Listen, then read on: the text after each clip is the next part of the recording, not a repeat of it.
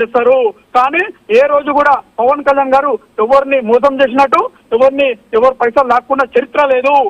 కష్టపడి తన సొంత డబ్బులు ఈరోజు చూసుకుంటే ఆంధ్రప్రదేశ్ లో కౌలు రైతులకి ఎన్ని కోట్లు ఇచ్చిండో ఒకసారి చూసుకోండి మీరు. ఇలాంటి నాయకుడిని పట్టుకొని ఈ రోజు ఇష్టం వచ్చినట్టు మాట్లాడితే దినతరపాటి తెలంగాణ రాష్ట్రం నుండి మేము ఎవరం కూడా ఊరుకునే ప్రసక్తి లేదు. ఎందుకంటే తెలంగాణ గడ్డ మీద పుట్టిన బిడ్డగా జనసేన పార్టీలో ఈ రోజు కొట్లాడి తెచ్చుకున్న తెలంగాణ రాష్ట్రం మాది. లాఠీ దెబ్బలు మాపైన పడ్డాయి, రబ్బర్ బుల్లెట్లు మాపైన పడ్డాయి.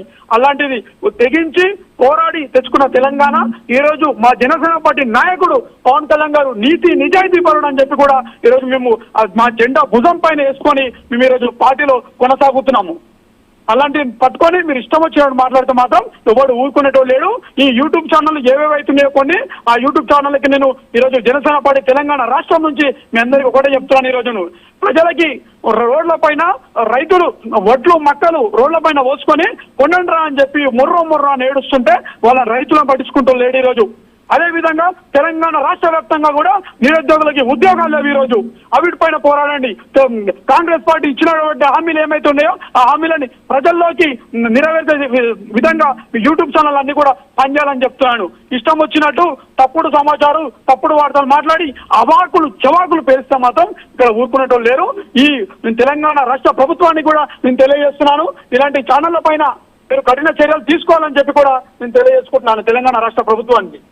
ఎస్ సాయి కుమార్ గారు, మీరింటికి వెళ్ళి తెలంగాణ ఆవిర్భావ దినోత్సవం ఎంతో మంది అమరులు తమ ప్రాణత్యాగాలు చేసిన సందర్భం అందరినీ స్మరించుకుంటూ చేస్తున్నారు. సరే, కానీ వాళ్ళకి ఏ న్యాయం జరిగింది, వాళ్ళకి ఇంకా ఎవరికి న్యాయం జరగలేదు, ఈ సమస్యలు పైకి తీసుకొస్తే తెలంగాణ వాసులకు ఏమన్నా వాళ్ళకి లాభం చేకూరుతుంది, వాళ్ళకి తెలంగాణకు సేవ చేసినట్టు అవుతుంది.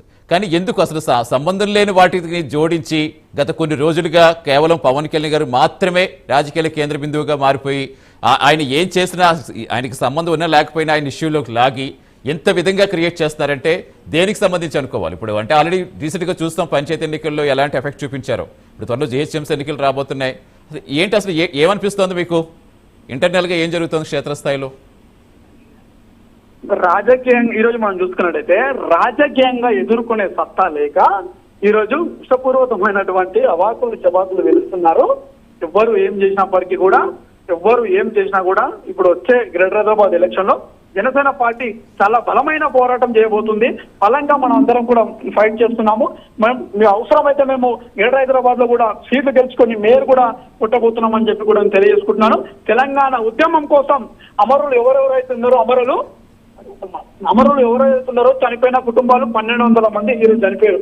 తెలంగాణ రాష్ట్ర వ్యాప్తంగా చూసుకుంటే వాళ్ళ కుటుంబాలకి ఈరోజు న్యాయం జరిగిన దాఖలా లేదు. ఇలాంటి కుటుంబాల కోసం మేమందరం కూడా జనసేన పార్టీ తెలంగాణ కుటుంబాలకి అండగా ఉంటుంది అని చెప్పి కూడా ఈరోజు నేను తెలంగాణ జనసేన పార్టీ తెలియజేస్తున్నాను. ఈరోజు జరిగే సంకల్ప సభ ఏదైతే ఉందో ఆ సభ కూడా ఈ సాధక్స్ ఎవరైతే ఉన్నారో జనసేన పార్టీకి సంబంధించినటువంటి వాళ్ళందరికీ కూడా మేము అండగా ఉండడానికి, వాళ్ళ గురించి తెలంగాణ రాష్ట్రంలో పార్టీ బలోపేతం చేయడానికి ముందుకు వెళ్లే విధంగానే ఈరోజు పార్టీ మీటింగ్ ఉంటుంది తప్ప ఇది ఏదో మేము ఎలక్షన్ స్టంట్ల కోసం చేస్తున్నటువంటి మాట కాదు. వీళ్ళు ఏదేదో ఇష్టం వచ్చినట్టు రాజకీయంగా ఎదుర్కోలేక అడ్డమైన అవాకు చవాకులు పేలుస్తున్నారు.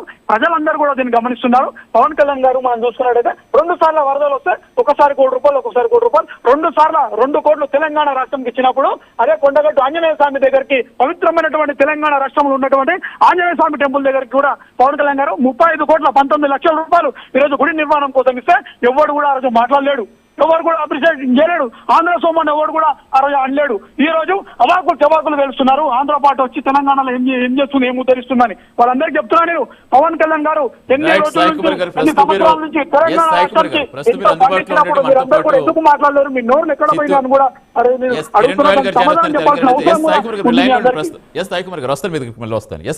నమస్తే అండి. నమస్తే సార్, మీకు ప్రేక్షకులందరికీ నమస్కారం సార్. ఎస్ రాయల్ గారు, చూస్తున్న కిరణ్ గారు గత కొన్ని రోజులుగా ఏ విధమైన రాజకీయాలు తెలంగాణలో కేవలం పవన్ కళ్యాణ్ గారు చుట్టూ మాత్రమే తిరుగుతున్నాయి.